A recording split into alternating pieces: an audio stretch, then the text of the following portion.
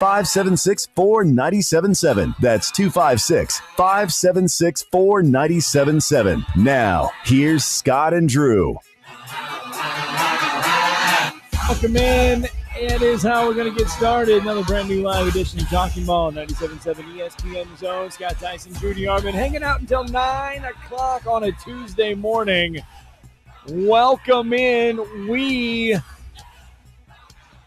are staying put with just two people. The reason why I say that is because the SEC, according to Saturday Down South last night, saying the SEC is going to stay put at 16 teams. The preference among the SEC presidents is not to expand beyond 16 teams at this time. That is when the Longhorns and Sooners will expand the conference from 14 to 16 at no later than 2025. According to Saturday Down South, SEC athletic directors told Saturday Down South they are positioned at 16 teams for a robust future. So all those reports of Clemson, Virginia, Florida State, North Carolina, all of them schools joining the league as of right now, the SEC, not interested. Yeah, well, nobody thought Oklahoma and Texas were joining last year either, so, take it for a grain of salt. I mean, it changes a lot quickly. We'll see. It probably, again, the next domino in expansion is going to be Notre Dame. What are they going to do? Are they going to finally join a conference? I'm just counting down the 40 years myself, to 40 years of nothing, basically, of having to watch the Gipper and videos and VHSs and and actually that is the truth. I should have brought this up. There was no DVDs the last time they won the national championship. There was VHS tapes. Right. It's been that long. So we'll see. I don't think they want any of that smoke from the SEC because I think it would just delay them winning anything in football for a longer time period because they'd never be able to climb the mountain. I don't really care, about their tradition in the past. I don't really care, about, their academic tradition because, again, it's South Bend, Indiana. It's freezing. They're not. I know affiliating themselves with the SEC would certainly. They're still recruiting well. I mean, it would certainly help them, but I still am not sure they'd be able to navigate a SEC schedule and be in the playoff. So that's what's going to fascinate me. Well, that's what we look at. But does the SEC does their brand increase? Oh, the SEC would be interested. No, but does the SEC's brand increase if they add Notre Dame? Yes, I mean it's still Notre Dame. Keep it the same and just add another. It's still Notre Dame. I mean any conference, and right now they're not really. They're still an independent in football, Scott. But we know in the rest of athletics it's the ACC. Okay, right. And the ACC would do like nothing better. Especially as terrible as they are right now, is they still play 5 ACC games a year, would be for Notre Dame to officially join the conference in football. But I don't see that happening. I see that if Notre Dame joins the conference, I think they would leave the ACC more than likely. I think they would probably – I know we've heard of that. Bill Bender told us on our Saturday at Kia that there's been some consternation and some back and forth negatively between the Big Ten and the and Notre Dame, but it's still the most best geographic fit, and probably when you consider the level of football, the best fit for Notre Dame to compete and still be near the top of the conference. So if they ever do take that plunge, I think it would be to the Big Ten. But I think that's the domino everybody's going to wait on. Because, I mean, USC and UCLA are arguably the two biggest dominoes on the West Coast, and they have joined the Big Ten. From what we hear, Phil Knight, and you know who Phil Knight is, everybody. Yes. He created Nike. He's been working the phones, trying to find a home for Oregon. How about that, though? The biggest booster picking up the phone, not the university. Right. Not the president. Well, it just shows you who runs Oregon. I'm just going to say it's somebody that is picking up the phone, I- trying to broker a deal for a school. We could get Landon on the phone right now. He's probably not up, but we could get your son. He is right now. You could say he's a resident of that state as he is running. He tells me that they run the state. They don't just run the school. That's what my question was. Run the state. That's what I was going to ask. Yeah. I was going to say, how many times a day does your son at Southwest Oregon Junior College hear the name Phil Knight? He says Nike runs the state. And that's basically Phil Knight there. Yeah. So that I'm just saying that he's trying to find them in Washington seem to be trying to find a place to land, but they have not been able to, because the Big Ten, as we've said, and Bill said, the next domino for expansion is Notre Dame. What are they going to do? When are they going to decide if they're going to remain an independent or if they're going to make a jump? So it may take a couple of years. I mean, I guess with what you just said to start the show, the biggest caveat is for now. I mean, to me, I'm just saying, in 2 years, if Notre Dame decides we're joining the Big Ten, just like USC and UCLA, and they jump over there, I think that would be the impetus then for the next move for the SEC. Okay. Because I think behind the scenes, the SEC may be trying to woo Notre Dame as well. Brett Norsworthy talked about it. He said, look, I'm a historian. I think the biggest brand out there, and the SEC is not in Indiana. Let's understand that. We froze our rear ends off with some great folks over there, but it's not SEC country. You would be expanding into SEC country, though, if you got Notre Dame. So I think Notre Dame will be the next domino. Right. And when it falls, then I think it could – I think, that could set off, just a ricochet, and then you'll see these conferences scrambling again. But I think for now, I know it took a year for USC and UCLA almost. Now, as you pointed out, it wasn't quite a calendar year because we were at SEC Media Days wrapping things up near the end when Oklahoma and Texas made that announcement, that move. Seems like 2 years ago. Does not seem like it's all just approaching the year. It took almost a year before our next move, and it may take another year or two for Notre Dame. But for now, I do think the SEC is standing pat. I don't think they're going to just add teams at in the next several. I guess the best way to put it is before college football season starts, or even during college football season. I think as you noticed, a lot of this conference movement is in the off season, so we're probably at least a year, if not 2 years away, before we have our next move. Sooner or later, though, I know we talked about the ACC and we talked about those ironclad television numbers and everything. There's always a way to break stuff. Just think about this, though. Yeah, Vanderbilt, who they are on the football side of things. Lightweight. They're lightweight, but they will make $40 million more every year than the Clemsons and Florida States and Miamis in television revenue every single year. That's why I laugh when I hear people say, let's just kick Vanderbilt out. There is no way that Vanderbilt wants to leave. They'll never leave because of all that money. They're getting $40 million more a year than the Clemsons, Florida States, and Miamis. And let me ask you a question. SEC agreement. Do you ever remember someone kicking a team out of a conference? No. I never remember that. It's not going to happen. The only one that would have been, and it was because they got the death penalty, and that would be SMU but that was the death penalty because they were NIL-ing way before NIL. And ask West Neighbors how much those dudes were making. They were. Are you shocked though? Like that Eric Dickerson was driving a gold Trans Am, and who gave it to him? Do you remember that? You remember that story? Who gave it to him? Texas ATM. They gave him a car. He didn't take the money. He didn't take. He did not take the money in the car. He took the car. Yes, he didn't take the money. I remember he took the money from SMU, but he did not take the. He did not give the car back. They gave him a gold Trans Am to try to get him to go to Texas ATM. He took the gold Trans Am and drove it to SMU to Fort Worth, and then he took a bag of money from Ron Meyer. All right, Bob's with us this morning out of the gates. Good morning, Bob. Hey, good morning, fellas. Morning. I wish we could give the SMU death nail to Vanderbilt and get rid of them. But I know that's not going to happen. There's too much money on the line. It's just not going to – I know everybody can't stand them because they're not good at football, but it's just not going to happen. I mean, they're gonna keep cashing them checks, man.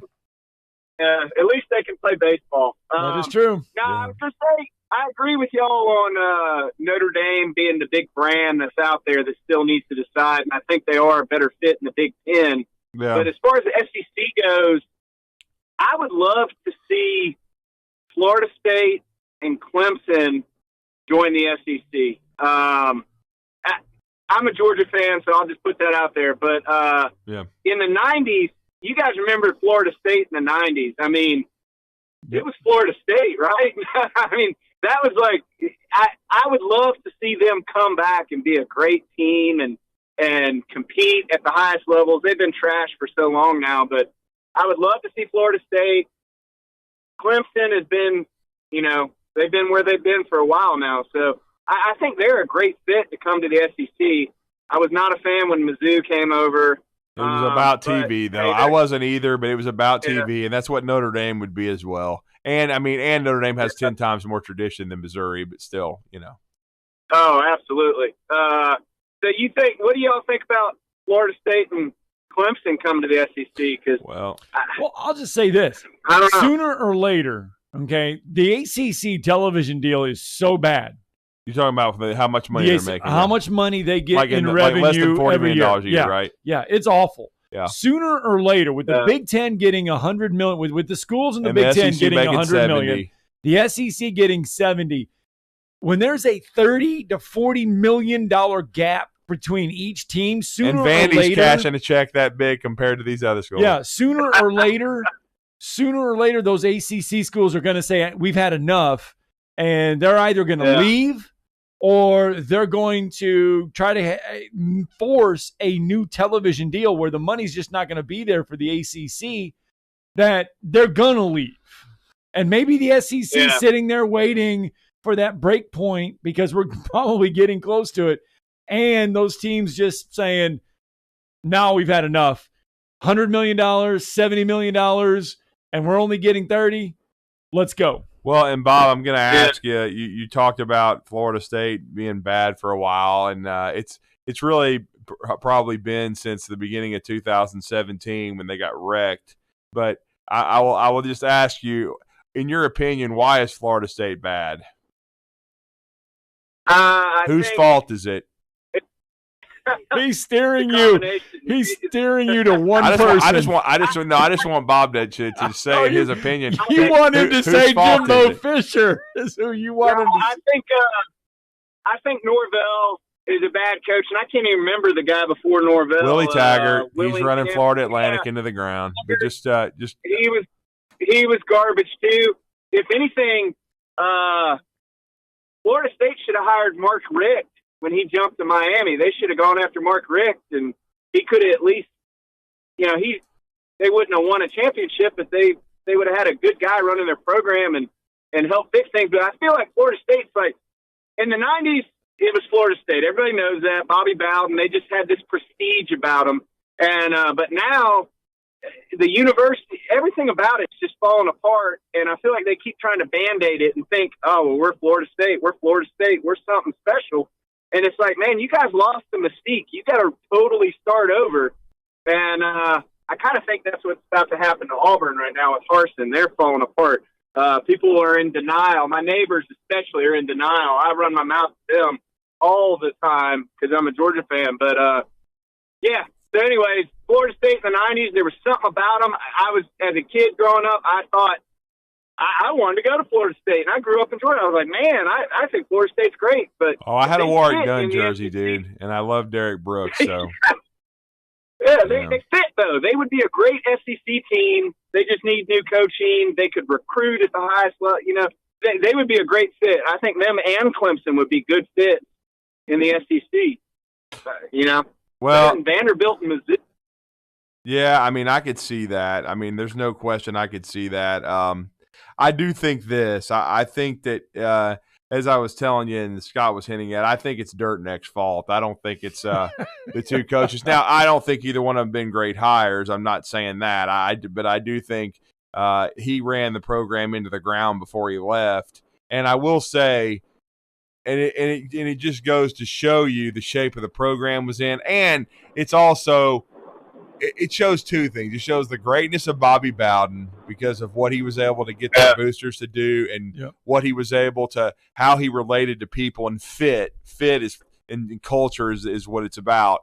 But I think it's also shows that they don't, I mean, if you don't hire the right guy, you don't have the right fit there. I know Jimbo had some initial success and won a championship, but he couldn't sustain it because, again, it was always clashing with their boosters and their administration. Coach Bowden knew how to massage things.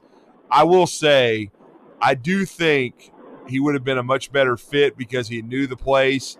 He was a great coach there, even under Dirtneck. But I think when you look at it, it was a really red flag when you can't get Mark Stoops to leave Kentucky to go to Florida State. And I know Jeff's probably going to call in and get mad because I'm intimating that he should have gone to Florida State because Florida State's in the middle of a hotbed of recruiting. Now, what Stoops has done at Kentucky recruiting is amazing, but I've said this repeatedly, and this is a compliment, Jeff, so don't get mad. Kentucky's facilities are better than Florida State's, and that's all you need to know in football. They're better, and that's why Stoops stayed. And he's making $5 million a year. I mean, if he goes 8-4 every now and then, they're not going to fire him.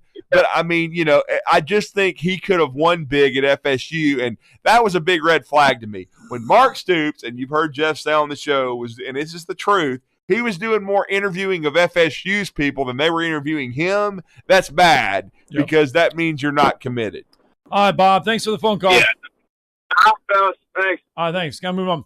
256-576-4977. That is the number to the Neighbors Wealth Management hotline. And yeah, I mean, you're right. I knew you were wanting. It's his fault, though, ultimately. Well, you have said that before. No, you have all. He ran the program into the ground because he was too busy bitching and complaining to the administration. There was a lot of off the field issues too with the players. And he didn't know how to get everybody on the same page because he couldn't lead a horse to water.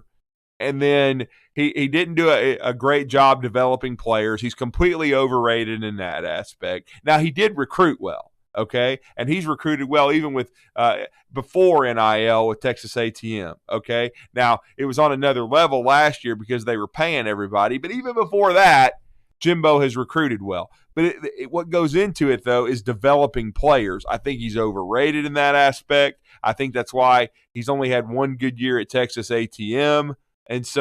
And then he had a two-year run at Florida State. He won a BCS title, and then he went to the playoff. They got smoked by 50 points by Marcus Mariota in Oregon. But still, he went there. But in between, though, it was a 3-4 loss seasons. And then you saw what happened, because remember, Scott, you remember how hyped it was. I'd never seen a game hyped as much as Alabama, Florida State in Atlanta to start the season. It was supposedly whoever won it. Game of the decade. It was. Now the national media, once Alabama beat the hell out of them 24-7, by the end of the season, it was hilarious. Well, you can't really give Alabama a lot of credit because that Florida State team wasn't. Alabama beat the piss out of Florida State, and that's why, because they were a lot better. It's kind of funny how they give Nick Saban credit for playing. Ronnie Harrison knocked him out for the season. And then it's so funny, though, they wanted to give Alabama all the credit before the season of Nick Saban playing all these great kickoff games. Then by the end, they wanted to take it away and say, well, Florida State obviously wasn't what we thought. You want to know why they weren't what they thought? Because Alabama beat the hell out of them. It's just like some of these idiots on Facebook that I read says, Alabama don't play anybody. They never do. Are you stupid or are you just a moron? You obviously voted for Biden. That's the first thing that comes to my mind. You must be a moron. You must be stupid because they've played more tough games than just about anybody. Like they're going to Texas, and of course, all everybody will bring up is, well, they're 5-7 and they lost to Kansas. They sure did, but at the time when they signed the deal, Texas was supposed to be worth a tinker's damn, but they're not now. So, I mean, we'll see. They might be a lot better this year. I mean, this game may be an ambush situation. Alabama better be ready to play. But it's so funny, the narrative, that people try to continue to take things away from Nick Saban when all he does is set the pace. He does. All right. 7:22 on a Tuesday. I have one comment a show, and that's it. Just one. just about the dumbass running the country. That's it. We're done. Okay. All right, there we go. All right, let's get a break in. When we come back, phone lines are open to you, 256-576-4977. You're listening to Talkin' Ball on 97.7 ESPN, The Zone. Good morning. Still a clean slate this morning. No wrecks, no stalls, no traffic signal headaches to pass along to you. You be careful. Try to get an early start. Put extra room in there so you got somewhere to go if something goes wrong, and hopefully we can keep it an easy ride for you. Dr. Sandman has the Somnodent, a safe, insurance-approved alternative for snoring and sleep apnea. Dr. Sandlin, 350-CARE. Captain Nick in the 72 and Jeff Popeye Skywatch Traffic Center. This is Wes Neighbors talking to Chris Haygood of Bob Wallace Appliance. Chris, what sets you apart from other appliance dealerships? Wes, these appliances are going into the most used room in your house, your kitchen. The way we have these appliances displayed, it's easy for you to visualize how they'll look in your home. Wes, what sets us apart is the people. They're well-trained. In fact, they live and breathe these appliances. And if you need service, you'll really appreciate our parts department. Contact Bob Wallace Appliance at 256-533-2121. McCurry Motors is your car and van rental headquarters. You can rent the vehicle you need today. Family in town, sporting event, church function, no matter what your need, McCurry Motors has you covered with a wide selection of cars and vans available for rent. They have 12-passenger Mercedes Sprinter vans, 12-passenger Ford Transit vans, 15-passenger Ford Transit vans, and 15-passenger Chevrolet Express vans. They have 2 locations, Highway 72 in Athens or Max Luther Drive in Huntsville. Whether you're a competitive athlete, weekend warrior, or just someone who wants to get into fitness, Neeson Fit Physical Therapy is for you. At Neeson Fit, we work to understand your current symptoms and how your life is being affected, then formulate a specific plan to address your concerns. Neeson Fit offers one-on-one sessions, hands-on treatment, supervised training, and therapists who are goal-oriented and performance-focused. Contact Neeson Fit now to get started. Offices in downtown Huntsville and in Madison. Online at NeesonFit.com. NESIN Fit.com. In 1982, Bob Baumhauer introduced Alabama to the Buffalo Wild Wing, and quite frankly, we've never been the same. Back then, it was Wings and Things in Tuscaloosa, but now, 40 years later, after 4 name changes, Baumhauer's Victory Grill is the #1 sports-themed restaurant in the state. Bob's Alabama Hot Chicken is something that has to be tried to believe, plus the new Bam Bam Chicken and the Louisiana-style Go Fish, a whitefish over rice topped with shrimp etouffee. And Baumhauer's is fighting inflation with some new affordable favorites. Visit Baumhauer's on the South Parkway today. Flow Trampoline Park is Huntsville's newest destination for family fun. There's an inflatable park for the little ones, air track basketball courts for the sports people, and a variety of other aerial sports attractions. Plus, plenty of couches and TVs for the spectators. Book your next party or outing at Flow Trampoline Park. Refuel at our caf, or tap into your inner child with an arcade and 3 console gaming rooms. Flow is at South Parkway and Drake, behind the Cracker Barrel. Learn more at flowhuntsville.com. That's flowhuntsville.com. Get your jump on at Flow Trampoline Park. So who is Wes Neighbors? He's going to put an ass whooping meter on next year. Does Wes know? 1 or 2 or 3 cans of whoop ass. We can all figure it out. Weekday afternoons, 97.7 ESPN, The Zone. This is Steve Moulton from The Drive. Join us this afternoon from 5 to 7 with Wes Neighbors and me. Now back to Talkin' Ball with Scott Tyson and Drew DeArmond on 97.7 ESPN, The Zone. Welcome back. Talking Ball, 97.7 ESPN, The Zone. It's Talking Ball, 7:26 on this Tuesday. 256-576-4977. That's the number to the Neighbors Wealth Management Hotline. And Nick Saban, we're going to hear a lot from him on Tuesday at SEC Media Days in Atlanta. And the coach, though, did visit with Greg McElroy of ESPN, his little podcast. Yep. And was talking about several topics. Among those, complacency. How does he fight complacency? Well, I just can't stand to see people not do things the right way. It drives me absolutely crazy because my whole goal as a coach is to get everybody to reach their full potential, to be the best version of themselves that they can be personally, academically, and athletically. And it's almost like you're sabotaging yourself if you're not trying to be that. And somebody has to create sort of a path, for you to be able to call it the process, call it whatever, for you to be able to accomplish the goals that you have, and to show you how you have to edit your behavior to do it, and how sometimes these behaviors are not helping you do that. And it just drives me crazy. Maybe I'm a perfectionist. I don't know. I don't know if I'm compulsive. I really don't know. But it just drives me up a tree. To see guys not do things from an effort standpoint, from a toughness standpoint, from a responsibility to know what to do, how to do it, why it's important to do it that way. It creates a standard, when you sort of have that disposition, and and then it becomes a part of the culture. You've said it before to me. That's not the Alabama way. Because we've all established that. You established it when you were here. Julio established when he was here. Hightower did. All the players that played here, Derrick Henry, all of them sort of established that. And now they have an expectation of what that's supposed to be. Well, I have an expectation of what it's supposed to be too. And when I see players that aren't doing that, it drives me up a tree. So, is that what motivates me? I guess. I can't exactly. But I also know that, if you don't continue to do the things at a high level, that you're not going to have success. And when you allow people to do things that are done incorrectly and create bad habits, those habits are going to show up and fundamentally affect their ability to create value as well as create value as a team. That was also prefaced by saying when you're going to retire. And that is he's just very processed,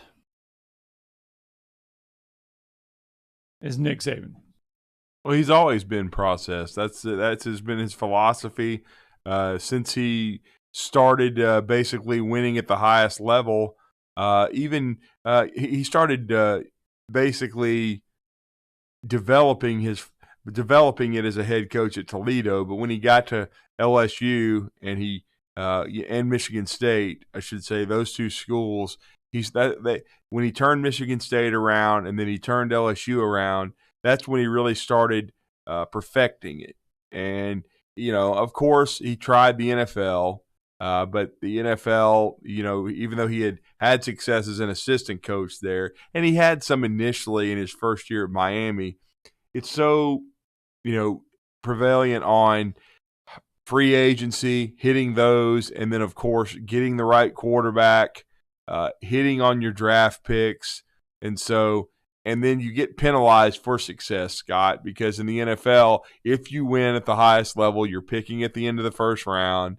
You don't get a chance to recruit the best players unless it's free agency. And even then, with a salary cap, you can't always sign said player. Right. So in college football, it's always been you could go out and recruit the best roster, no matter what, every year. Now, it's become harder with NIL.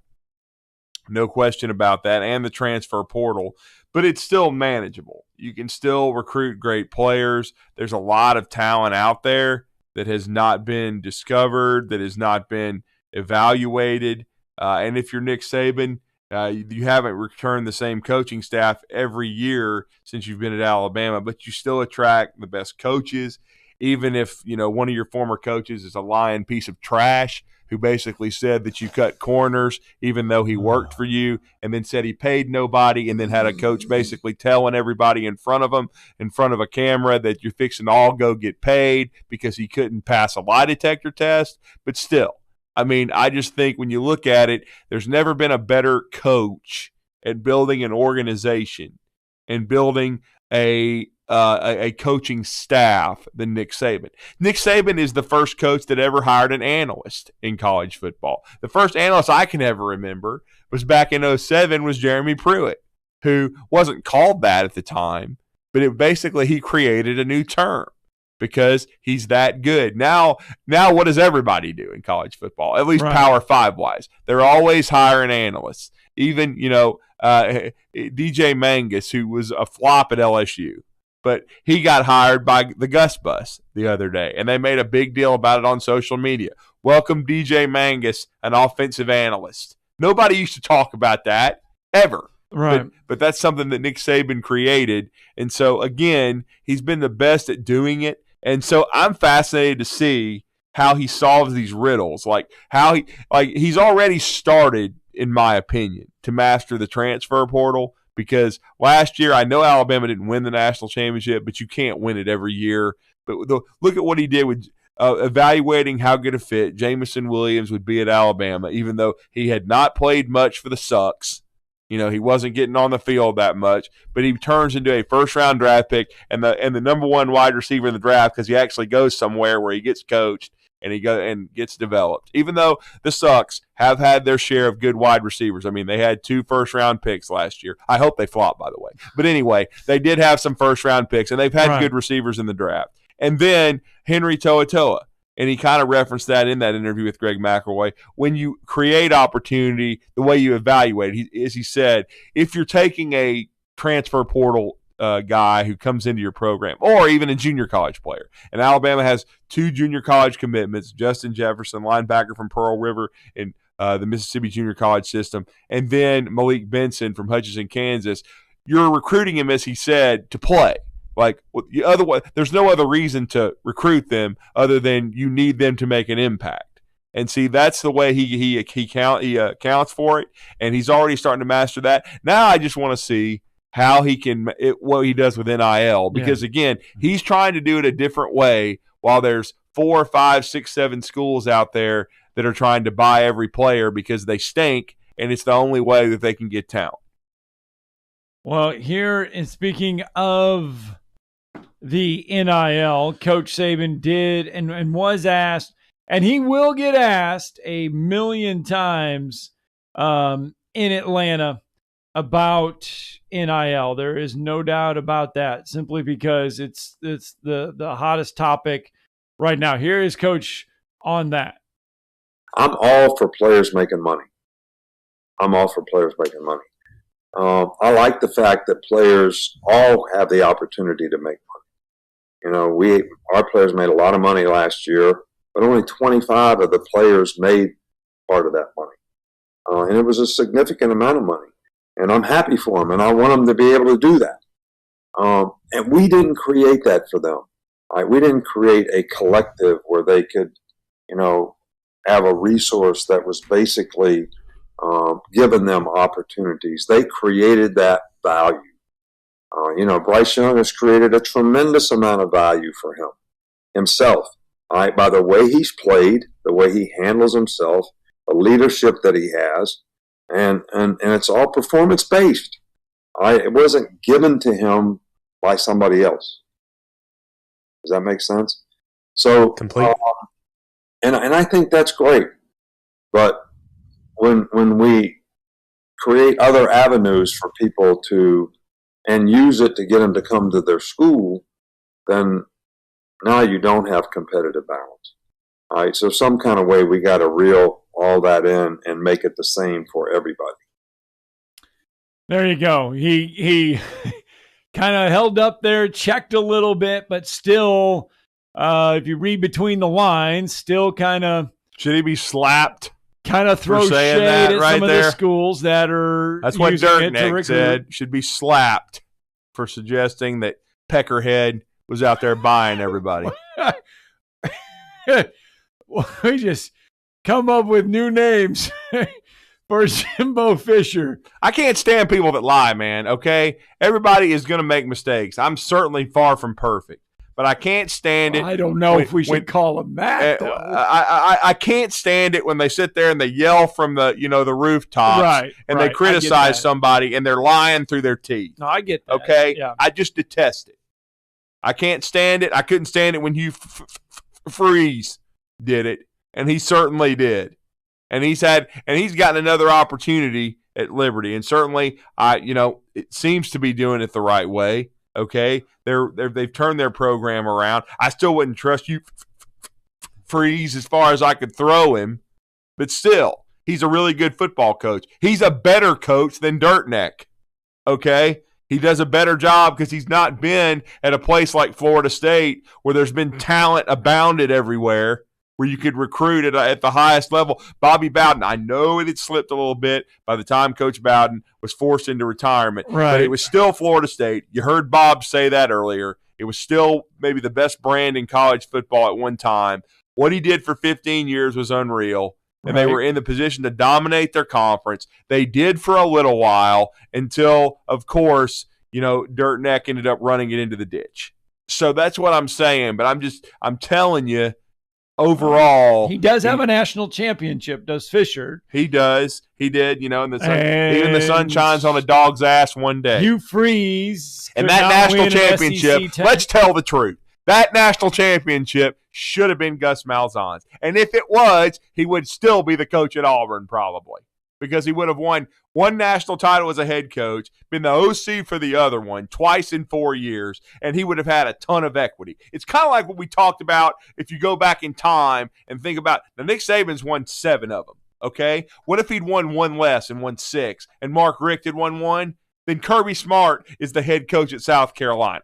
Unless Mark Richt would have had to retire because of the health situation. And you could I always. think Bob would even call back in and admit that. Well, you could even look at it this way. If Brian Kelly wins one of those at Notre Dame, the appearances that they've made. Oh, there's no way Brian Kelly wins one of those at Notre Dame. That's another good example, like 2012. But let me ask you this, though. Let's build on that. If Brian Kelly had won one at Notre Dame, because they were in there, because they've been in the playoffs. They've been in the BCS. If he wins one of those, are we even discussing Notre Dame going to a conference? No. Because Notre Dame had won a national title. No. There would be no. Because they would think everything's still kumbaya and it's still working. But it's not, and I'm glad. Tick, tick, tick until 40 years. There was not HD television. There was not DVDs the last time Notre Dame won the national championship. In the heat of the night was on television every week. They're in the same boat as Georgia. It was not a replay. I think the show had just started. Matlock was on television. And I love Matlock. Not the syndicated Matlock. No, I'm talking about the original Matlock. Speaking of like an Andy Griffith Show reunion at times. Speaking of national championships, Alabama's coming off a short end stick in theirs. Well, we got a commercial, so we paused it. We paused it, and so now there's a commercial that I've got to wait for. But Nick Saban was asked. Here we go. Nick Saban was asked about. Well, it just kind of decided to go to a new one. Nick Saban was asked about said national coming up short last year in the national championship game and the level of focus for his team. And here is what the coach had to say. I just think that it's, and you've heard me talk about this before, it's much more difficult for people to deal with success and understand that success is not a continuum, that, you got to continue to do the things that you've done to be successful and even do them at a higher level, because you're going to be the target of everyone else when you are successful. So you're going to get their best game. So you got to be at your best game. But that's harder because human nature says, I did well. We won a championship. I'm supposed to be rewarded. Why am I having to do all this work again when I'm thinking, if I sell my quota of cars this month, I'm supposed to get a free trip to Bermuda. I mean, that's human nature. All right. So then you create this complacency, which creates a blatant disregard for doing what's right. And then you start creating bad habits. And then those bad habits start affecting your performance. And then you get frustrated. And so a lot of bad things can happen if you're not mature enough to handle success and understand that it's not a continuum and that you got to continue to do things at a high level, and you're only going to be as good as your last play. All right. So you have to keep preparing, with the same sense of urgency that you always have. And that's hard to get people to do. When you lose or you have a negative experience, people are much more motivated to sort of prove that we can get back there and we can win the next time. I mean, we didn't accomplish everything we wanted to accomplish, so now I'm willing to work and do extra. And what do I have to do to get better, coach? Because they were, whether you want to use the word humiliated, maybe that's stated, maybe it's not the best word to describe how you feel when you lose. All right, but I think there is some of that in there when you don't have success. You're disappointed. And, guys are much more motivated to, they have a tough time shaking that feeling. So they're much more motivated to do it. But every team is different. Like we should have had 9 starters back on offense and 9 on defense. We got 6 guys that go out for the draft. So now we got 5 back on offense and 7 back on defense. So it seems like your roster changes a little bit more in this day and age. So you always have a few more challenges. And that's okay. I mean, we love the challenges, but it also creates opportunity for other players. Nick Saban on basically what is the difference between winning and losing a title. Yeah, I mean, he's right. I mean, there's no doubt that sometimes when you win at the highest level like Alabama does, it's hard to stay focused year in and year out. That's why last year there was a lot of the conversation of last year's team for Alabama, especially when they lost to Texas A&M earlier in the year, was that they lacked leadership, that it was a team that was, at times rudderless from a player standpoint. And that's why I think I do think it stabilized during the season because leaders emerged. Because, I mean, it's the first time in my life I can remember 2 sophomores. And I mean sophomores by Bryce Young and Will Anderson. Now, certainly, it was Bryce's first full year to start, but he won the Heisman Trophy. And Will Anderson had been a freshman All-American the year before and started his first year at Alabama. But both of those guys were permanent team captains. And there wasn't a lot of seniors that were lauded besides a guy like Phil Mathis. He was lauded as a captain and somebody that produced big the last 2 years at Alabama on a couple of really good teams. But, I mean, the senior leadership seemed to be lacking in that group last year in the upper class. And so that and again, I still think that's the reason I call it Nick Saban's best coaching job, because I think he was able to navigate it as a head coach.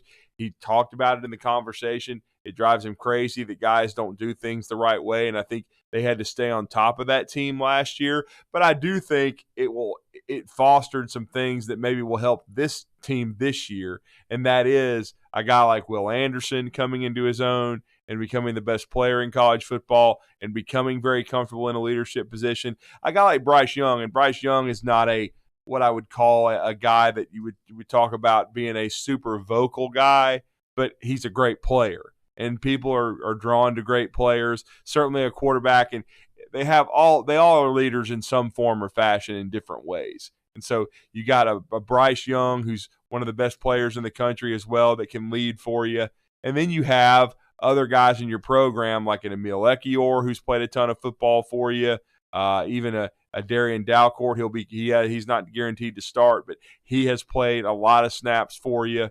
And then I know Tyler Steen just got there, but he's someone that is going to have to get comfortable quickly, but he has a lot of experience. I'll be interested to see how quickly he becomes maybe the leader of the O-line along with a guy like Ekiyor and Dalcourt. And then I still think this guy, if he can stay healthy, is going to have a great year. I think he had a great second half of his first year, and it goes into what Coach Saban was saying about a guy coming in and being able to create a role for himself and coming out of the portal. That's Henry To'oTo'o.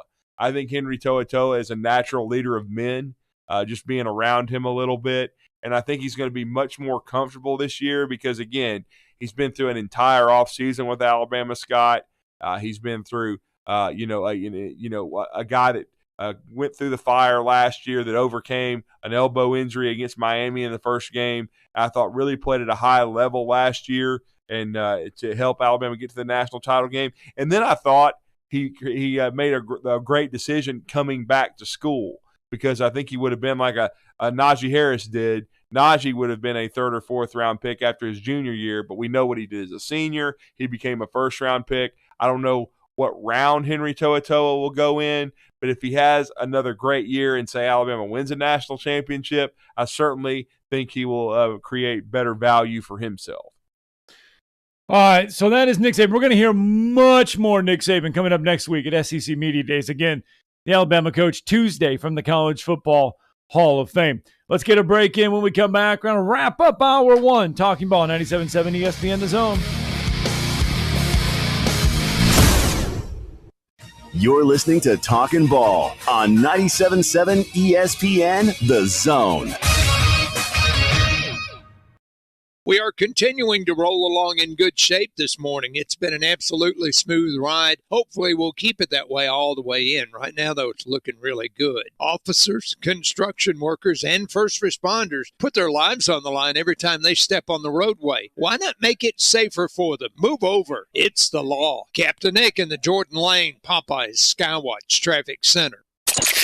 The Braves are rolling through the summer with some huge matchups and must-win battles, and we'll bring you every pitch. There's a liner out towards center field. It will lay down. Base hit. Here comes Ronald. Braves win it.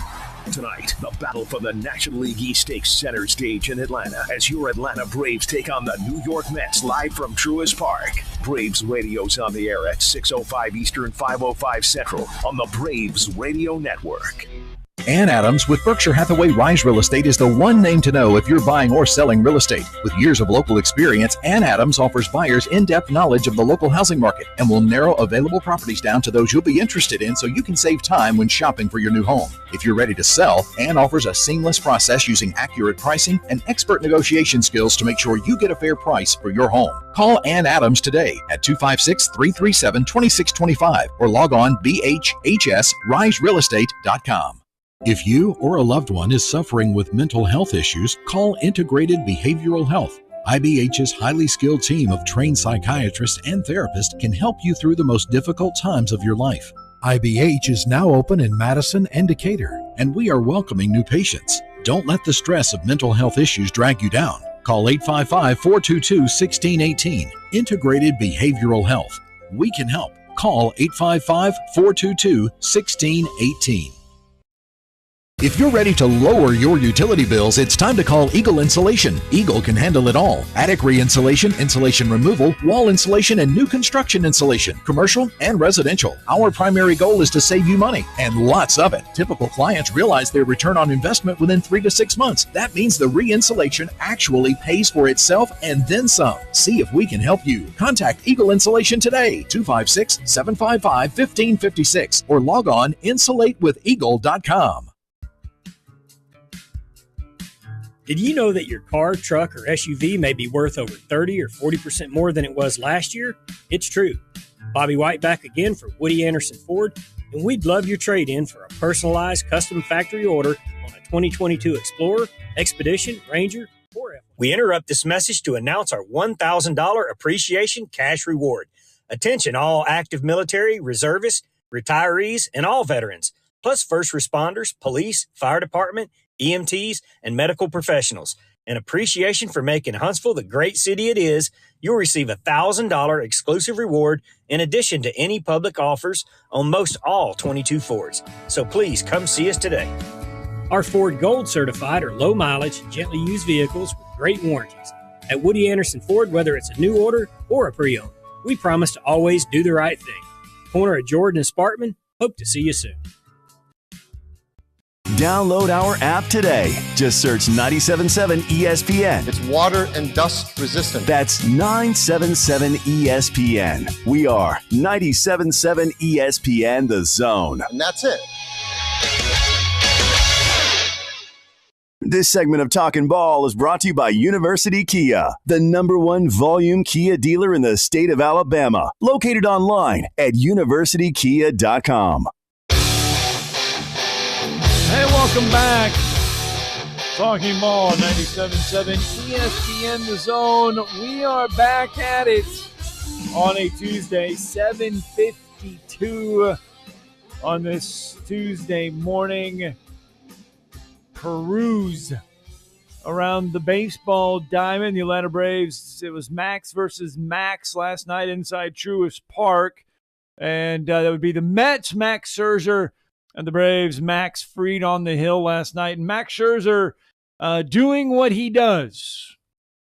Both really #1 starters for their teams, but Max Scherzer.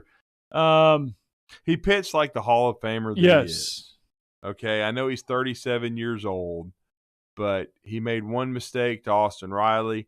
He made another one, but the fate of baseball, the wind at the time, because it looked like, Dansby in the same inning had hit one out. It died at the wall. But, I mean, Max pitched like the money pitcher that he's been throughout his career. Remember, he helped the Washington Nationals win a World Series. He's always been a big game guy. And he came through last night. Fried was a little off. I mean, he didn't pitch terribly, but you could tell early, even in the first inning, he didn't have his command quite that we're used to seeing. He battled for 5 innings and held him to 2 runs. The Braves bullpen wasn't exactly sharp because since they were behind, they didn't go with their high leverage guys. And so they ended up losing the game 4-1. The Mets earned that one.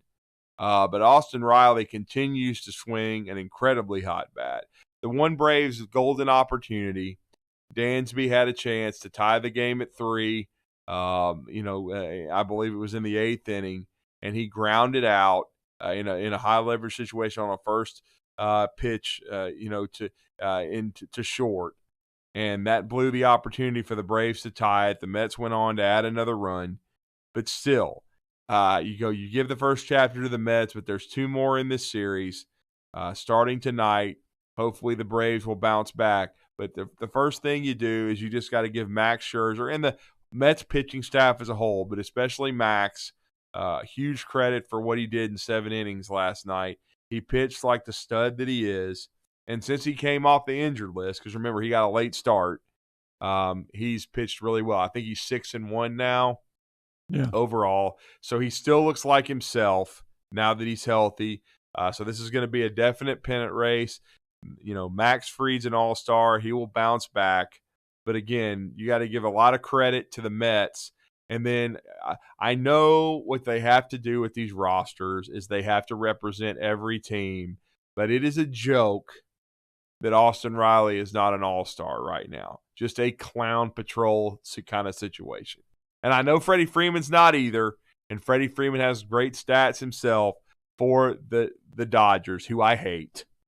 But still, I've always been a big Freddie Freeman fan, and I will. And I know it just shows the depth of the National League roster, okay, because they usually only take 2 per position.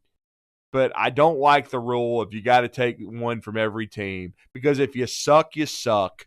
And if you're just not good enough, there shouldn't be, if there's not an obvious, like Juan Soto, as good as he is, Scott, and we understand when he's healthy and when he's right, and he's starting to get right, okay? He's one of the most dangerous hitters in all of baseball. But I think he's still only hitting around 240. There's no way he should be an all-star for the Washington Nationals. you should have, and it shouldn't matter what position it is. It shouldn't have, you got to carry this many outfielders and all this kind of crap. Austin Riley should be on the All-Star team, okay? There's no question in my mind that he's one of the best players in baseball, no doubt, okay? Now, I know Goldschmidt and Pete Alonso are too, and that's why Freddie Freeman is not on the team right now. But still, I still believe Austin Riley, he has been raking in July. He hit another home run last night. And so I just really think he should be an all-star. I understand. You can just, if you have one less outfielder, play somebody more innings. It doesn't really matter, okay? You shouldn't have to just have every team represented. If they're like the Nationals are terrible, okay? And they're not really having anybody that's having an all-star caliber season, in my opinion.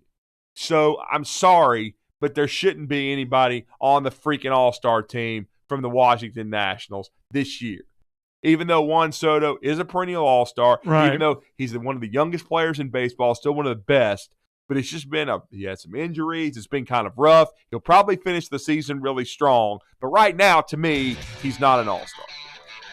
All right, that's going to do it for hour number one. Don't forget, Braves back on 97.7 ESPN The Zone tonight, 6:20 first pitch. Game 2 of that big series with the Mets and Braves. Braves trying to even that series at a game apiece. Getting the hiccups getting through this hour one here. When we come back, going to bring in our first guest of the morning and talk some Alabama recruiting. 97.7 ESPN The Zone.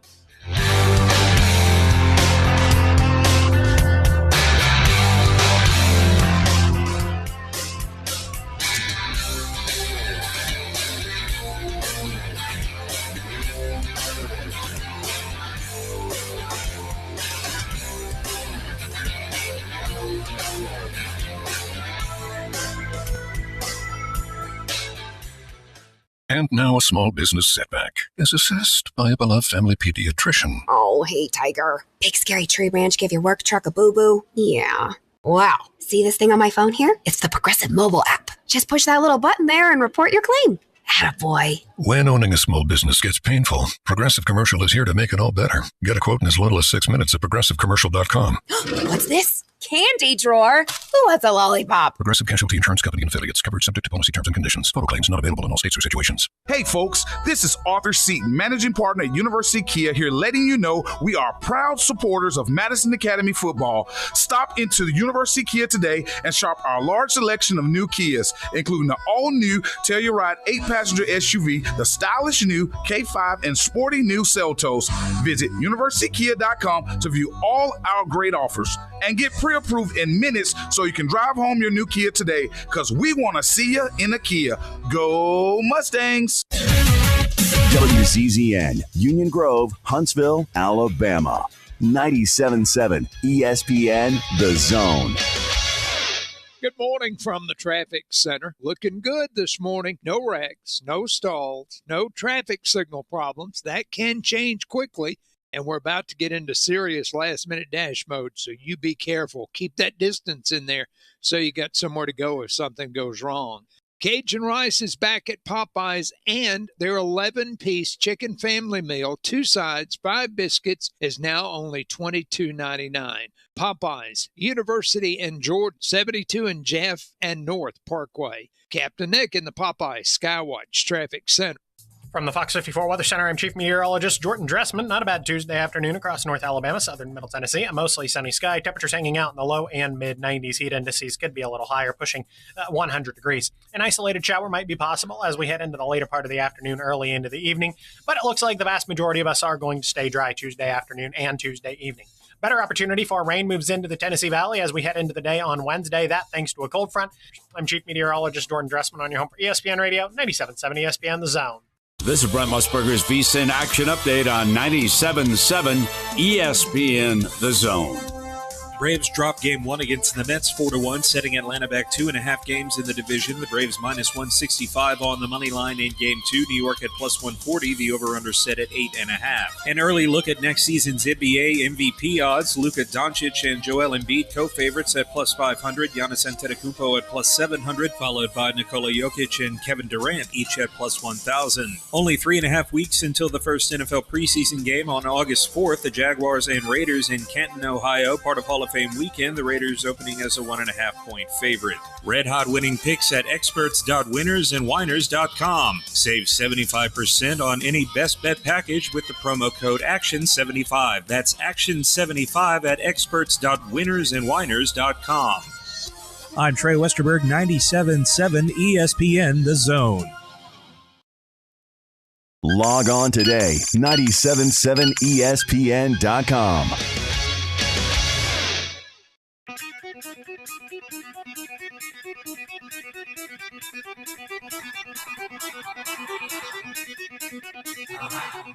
Welcome to Talkin' Ball with Scott Tyson and Drew DeArmond. Call into the Neighbors Wealth Management Hotline now, 256-576-4977. That's 256-576-4977. Now, here's Scott and Drew.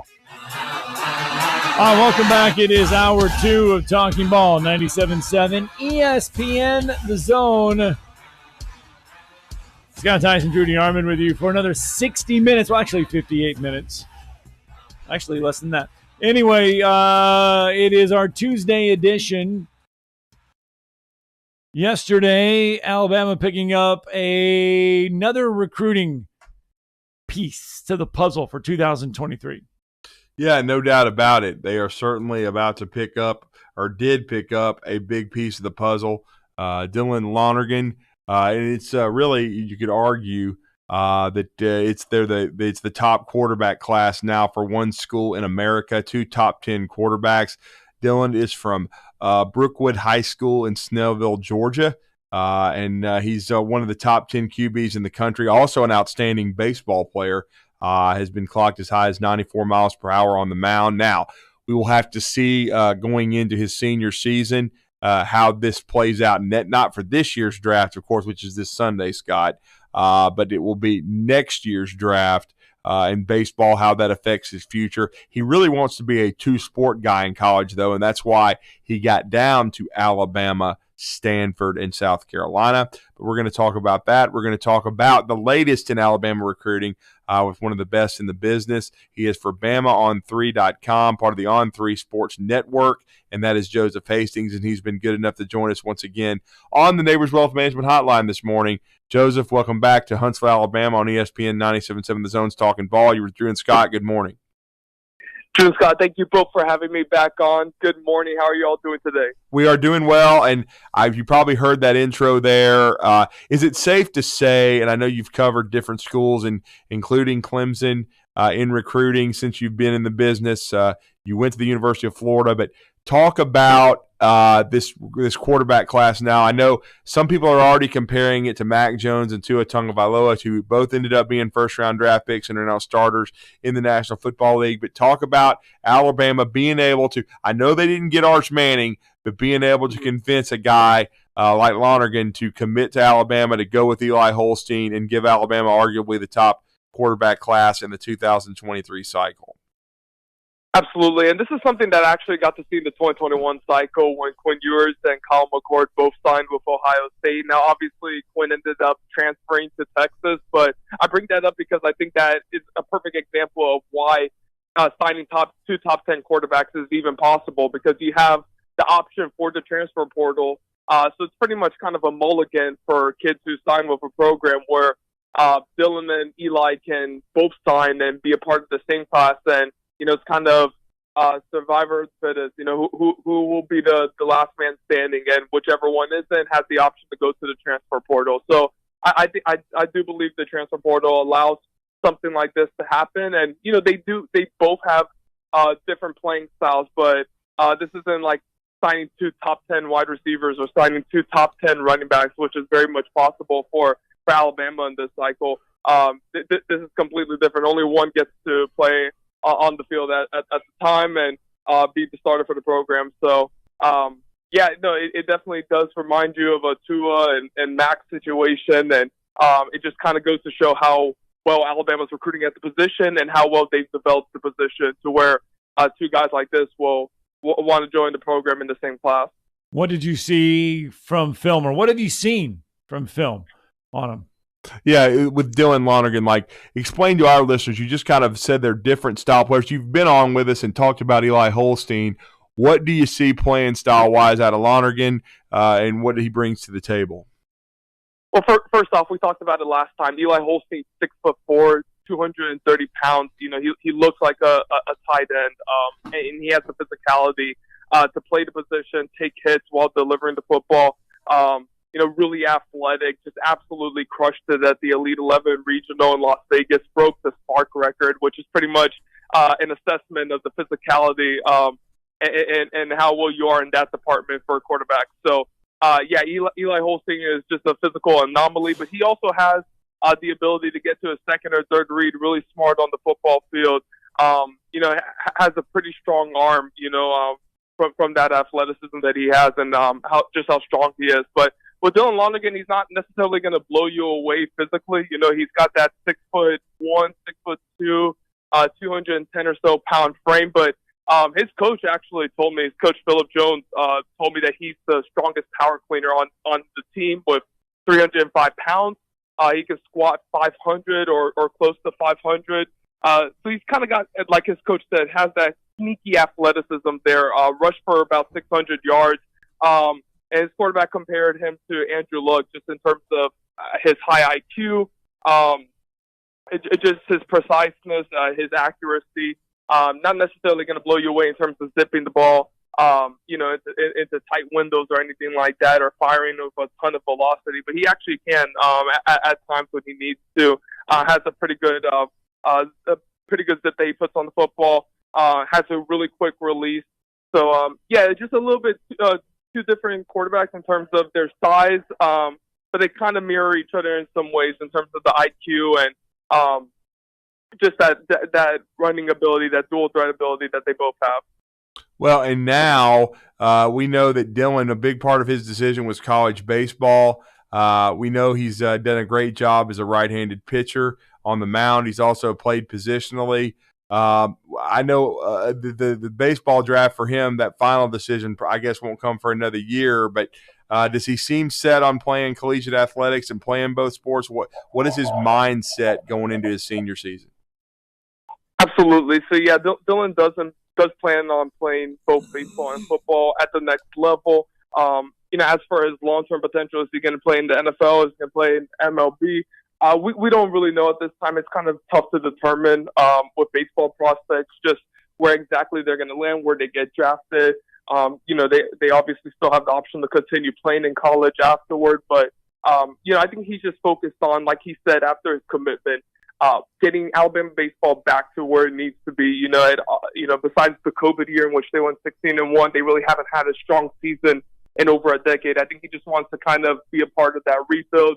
Also be a part of Alabama's, quarterback competition next spring. So, I think that's his main focus right now. I don't think he's really thinking too long-term about, am I going to play, in the majors or am I going to play in the NFL? Well, and that's another good point. Is he going to enroll early at Alabama, or is he? I would think he would still play his senior baseball season at Brookwood. What's the story with that? Yes, I don't quite know what his plans are. I would imagine that he does play his senior season at Brookwood, but because of baseball, right? Yes. I haven't been able to follow up with him in that respect. Gotcha. No problem. And then I know you were there and you spoke with him. You got some interesting comments. We'll get this part of the, I guess I wouldn't call it negative news, but anytime a kid doesn't choose Alabama, it never goes over well in this state. But you were there for Peter Wood's announcement. You warned us throughout that Clemson was a huge factor here. You told us not to be surprised if he chooses Clemson initially. After you spoke with Woods, where does you think this stands, and how do you expect Alabama to approach this going forward? Yeah, so it's really interesting. Peter actually told me that when I asked him if he plans on taking an official visit to Alabama because he still has one remaining, he he would actually do it. And he said, yeah, we're looking at December or maybe during the season, which was interesting because obviously, having covered Clemson, they heavily prefer for their commits not to visit elsewhere. So that would kind of be in violation of it. So I followed up and mentioned that to him and specified to him, hey, Clemson has that no visit policy. What do you think about that? And, how that would affect your chances of officially visiting Alabama. He said, as long as I'm a verbal commit, and committed to the program, I'm going to not be taking visits anywhere else than Clemson. So it felt like the door was kind of left open for him to take an official visit to Alabama. Now, does he actually do so? I really don't know. I think I mentioned to you before that it's just hard for me to see someone like Peter Woods growing up an Alabama fan less than an hour away from the school and being on campus so many times and being familiar with the coaches and players and, all those alike and not choosing Alabama in the end. I've said that Clemson could get the engagement ring, but may be left at the altar. And, I think it is a possibility based on those comments that he provided to me. I thought initially coming off the commitment, he would have said, no, I'm completely locked in. I'm 100% all in. But he kind of left the door open. And he did say that Alabama finished second in his recruitment, which is no surprise. No doubt about it. And now we know that there's another announcement coming down today from a running back from Baton Rouge, Louisiana. It seems to be Alabama and LSU for Caleb Jackson from Baton Rouge. Most of the buzz has been around LSU lately. I know Alabama, Richard Young is number one on their board. Where does running back recruiting stand for Alabama right now? Yeah, of course. So Alabama, obviously the top target is Richard Young. He's somebody that I put in a prediction for back in April after he visited for 8A games. Still feel confident in that prediction. They're also recruiting Justice Haynes out of Buford, Georgia, the Georgia Bulldogs legacy running back. Caleb Jackson, like you mentioned. Jeremiah Love, who took an official visit last month. So they do have some options. They're looking to take two running backs. They also extended some late offers, one to Christopher Johnson in South Florida, Dillon High School in Fort Lauderdale. So, they're kind of keeping things open, but just based off what I've been hearing and how things are going, it seems like Alabama is going to be able to sign Richard Young and possibly another good running back, another elite talent at the position. We'll see who that ends up being. But yeah, Alabama's in a really good spot when it comes to running back recruiting right now. Mm-hmm. And considering this one's out of Louisiana, Chip Kelly has done a great job of recruiting right now. That'd be a pretty good Brian Kelly. Yeah, Brian. I keep getting Brian and Chip Kelly mixed up. Good. I do. But that would be a pretty good get, considering how well Brian Kelly has done in recruiting in his first full season there at LSU.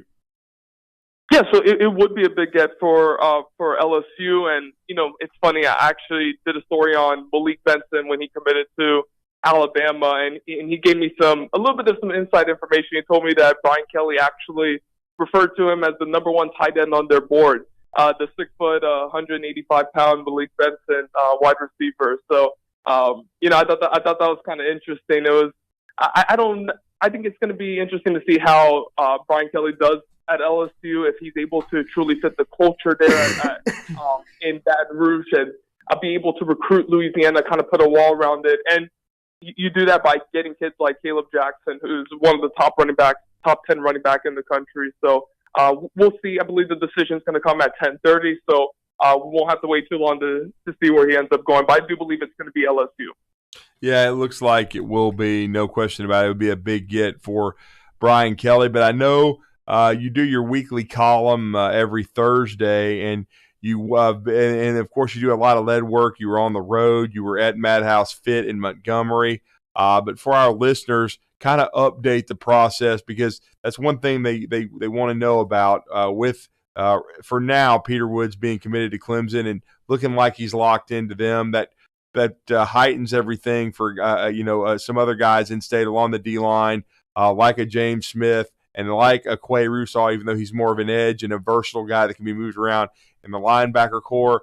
No doubt about it. Like a Kelby Collins. Where does Alabama stand in your mind with some of these guys going forward We know that they may not have imminent decisions right now, but there's a lot of talent along the defensive front in the state this year. Where does Alabama stand with some of these guys? Yeah, so I wrote a defensive line, reset board piece in terms of looking at the guys that are available along the D line. I didn't count the jack position, but you can throw in Damon Wilson there. But yeah, so I looked at the 2023 D line board, and I labeled James Smith and Kelby Collins as must-gets for Alabama. They are absolutely must-gets when Peter Woods committed to Clemson.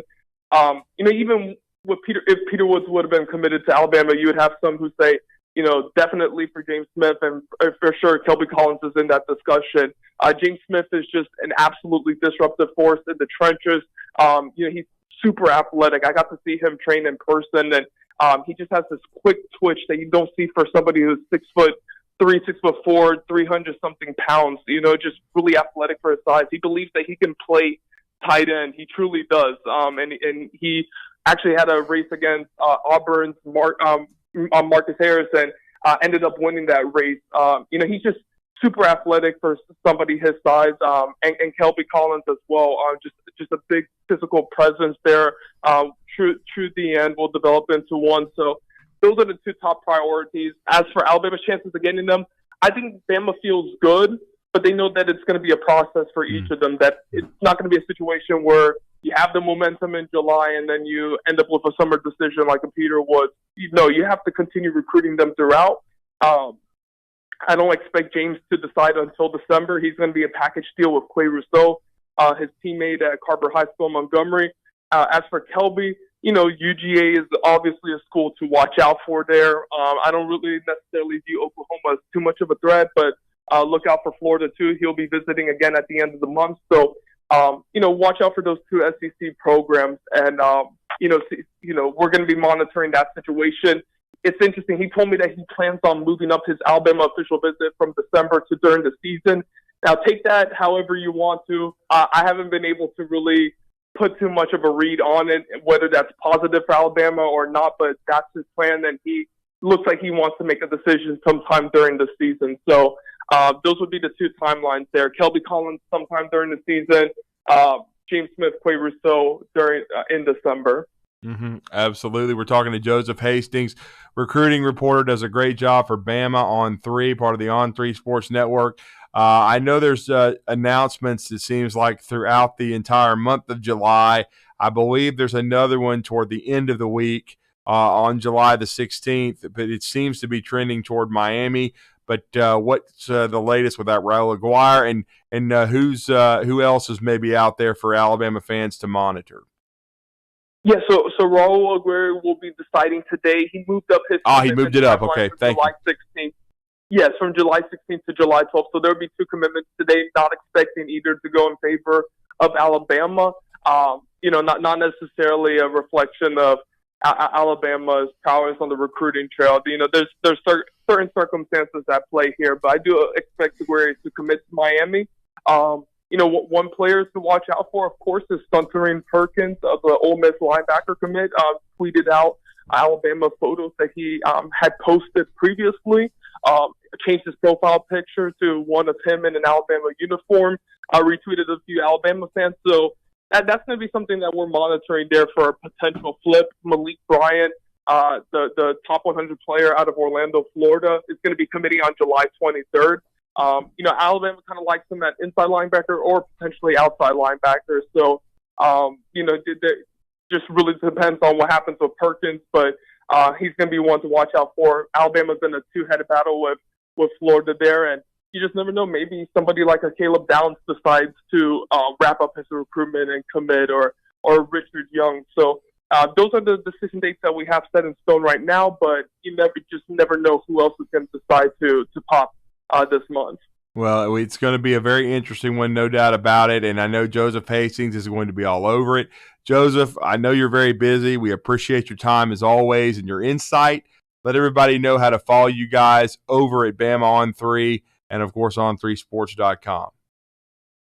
Drew and Scott, thank you both for having me on today. You can follow me on Twitter at Joseph A. Hastings.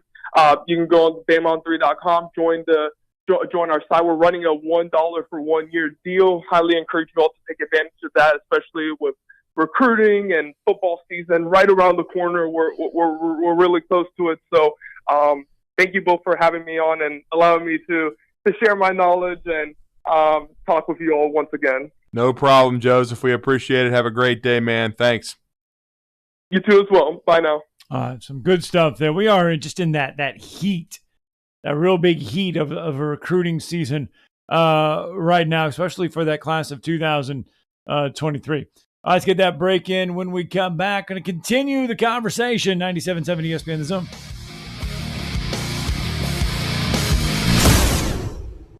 You're listening to Talkin' Ball on 97.7 ESPN The Zone.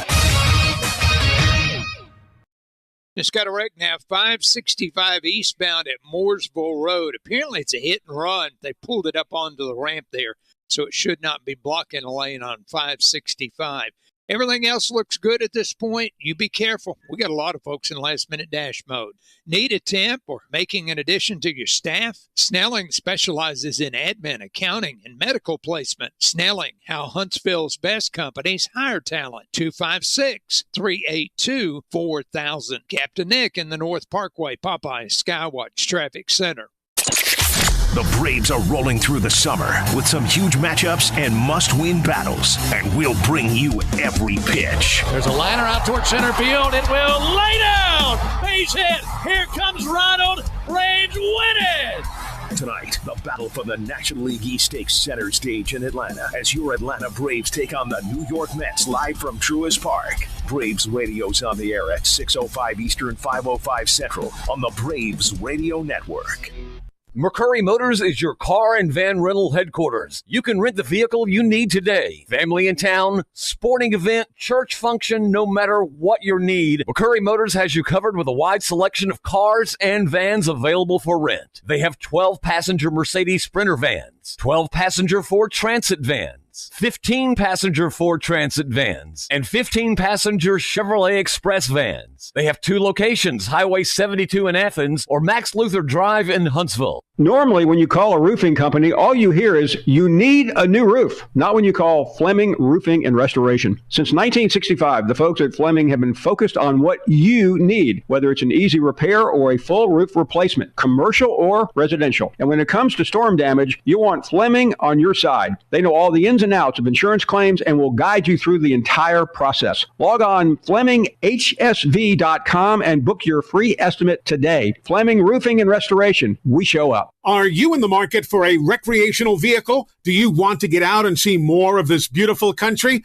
Well, imagine hearing the laughter of your little ones enjoying gooey s'mores by a cozy campfire and making lasting memories with your friends and family from the comfort of a new camper. We can make your dreams come true at Hall's RV. With over 15 years in the camping business, we know how to get our customers into the perfect camper. We have several models and floor plans here for you to choose from, both new and used. We're family owned and operated with fantastic deals and great service. Everyone wants to work with people they can trust, so come on down to Hall's RV and get the deal of a lifetime. We'll treat you right and get you on the road in the camper of your dreams. Visit us on Highway 431 in Albertville.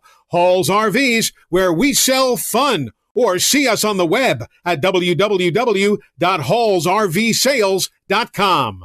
I'm attorney Gary Lackey. You know, you'll hear people say we're like a family, but here at the Lackey Law Firm, that's really true, not just a saying. I'm Justin Lackey. With my father and my sister, we have a special connection to each other. I'm Jennifer Lackey. At the Lackey Law Firm, when we take on your case, you become part of our family. You really do. And we'll always do whatever it takes to get everything you deserve. If you're injured, you worry about getting well, not about paperwork or insurance companies or figuring out how to get to your lawyer's office. I'll come to you. We worry about your case so you don't have to. When you've been injured, we know that your case is probably the biggest thing going on in your life. More important than almost anything else. And it's important to us, too, for one simple reason. Family takes care of each other, and at the Lackey Law Firm, we'll take care of you. The Lackey Law Firm. The Lackey Law Family. 1-800-4RIGHTS. No representation is made that the quality of the legal services to be performed is greater than the quality of legal services performed by other lawyers.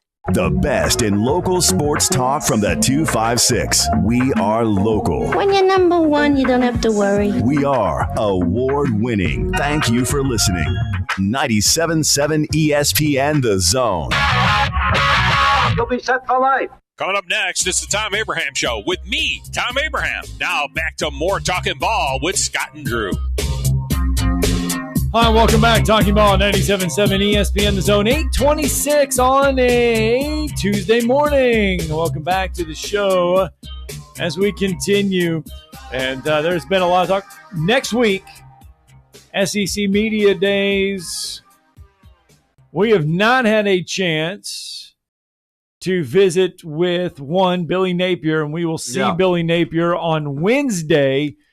He will be with Sam Pittman, Kirby Smart, and Mark Stoops, but Billy Napier will be in Atlanta on Wednesday. Well, that's our first chance to get to see the Florida coach, hear the Florida coach, our first experience.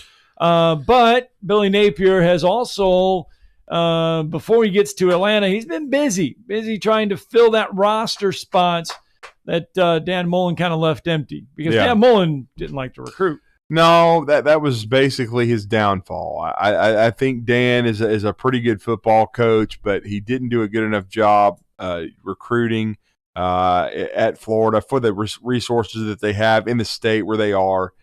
The whole I nicknamed him Darth Vader because that stunt he pulled, but still, I mean, he won a lot of games at Mississippi State. But when you're at a place like Florida, there's a certain expectation to compete for championships. He certainly did it in 2020, but the program fell off drastically last year, which led to Billy Napier's hiring.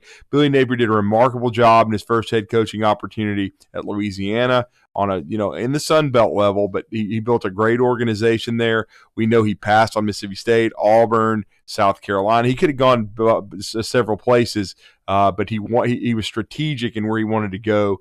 He went to Florida. I'm excited about it to see what he can do there with that kind of program. No doubt about it. And our next guest, he's been with us a multitude of times. We got to know him back in his SEC country days. He's worked his way up through the business. He's now an adjunct professor at his alma mater, Florida, but he's also now a big part of Gators Online, which is also part of On3Sports.com. And it's Zach Albaverdi, and he's been good enough to join us and talk some Gators this morning on the Neighbors Wealth Management Hotline. Zach, it's always great to have you back in Huntsville with Drew and Scott. Good morning, sir. I appreciate you guys having me, man. How's everything going? Well, it's going pretty well. How excited is everyone about Billy Napier? I've certainly made the comment that I know it's not going to be an easy first year because he didn't inherit a great roster, but at the same time, I still think that he could get Gators back in the top 3 in the East.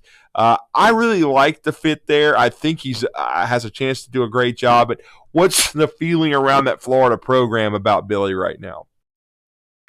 Well, it's interesting. He's had quite the off season, and what I mean by that is, I think just in terms of, the buy-in and excitement from fans, I think has varied at different levels, right? Which is crazy that it could even vary in a situation where he hasn't coached a game yet. I mean, you would think if anything, the excitement would just build. And that's not to say that there's not a lot of excitement for Billy, but I think that when he first came in, right away, he kind of won the off season. He won over the fan base with the way that he turned over that 2022 recruiting class, finished with a top 20 ranking. And then he did some things immediately in that off season where he improved the player experience and provided, parking spots, and he improved the food and just did a lot of things, small things, that I think made a difference for people within the organization. And I think for fans, showed them that this guy has a plan and that he's going to do some things differently than Dan Mullen did. And the honeymoon, I think for Billy was pretty good. Those first few months after his job, I think fans really enjoyed what he did, and I think that carried over into the spring. I think that the way that he opened up practices for the media probably did a good job of creating excitement for his team. And then obviously having the spring game and being able to open that up for the fans. Now, I say all that to say I think everything had been rolling really good for Billy and this staff, and for whatever reason, they got into the month of June, and I think a lot of focus got paid to recruiting, especially from the recruitniks and this fan base. And because the Gators necessarily didn't, come out of the gate, landing a bunch of commitments left and right, and it was kind of a slow process in terms of building momentum. I think there was some impatience from Florida fans, to be honest, Billy and his staff felt a little bit of heat, which is crazy for a staff that is 6 months in, hasn't coached a game, is behind the 8 ball in terms of building relationships with these recruits. And even in a week when Florida landed 3 top 100 recruits in the month of June, there was still a lot of, just fans not satisfied because they had missed on some other targets. And then within this past week, I think Billy and his staff, not intentionally, but kind of sent a message to any fans that were worried about recruiting.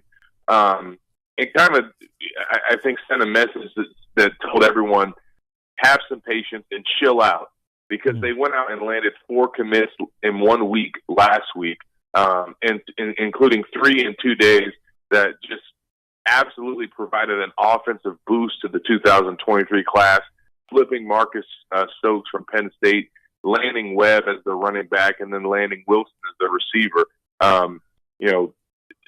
And of the 4 guys they got last week, 2 of them are top 50 recruits according to On3. So it's been a lot to say, but I just kind of wanted to recap all that to show what type of offseason it's been for Billy, because I think initially fans were all in and loved it, and then there were some recruiting concerns, but I think within the last 2 weeks he's eased a lot of those. Is that a reflection more of, not on Billy Napier, but where the program was when Billy Napier took over and how hungry the recruiting fan base was coming out of the Dan Mullen thing? Not more on Billy Napier, but more on the Dan Mullen side. Anxiety because of Mullen not doing a job. You guys hit it right on the head. I talked about that with Nick Del Torre on the podcast last week, and he had said that it's almost like some Florida fans have PTSD. And they're just so worried about how recruiting has gone, and not just under Mullen, but just over the past decade. Florida has not recruited at a consistent elite level.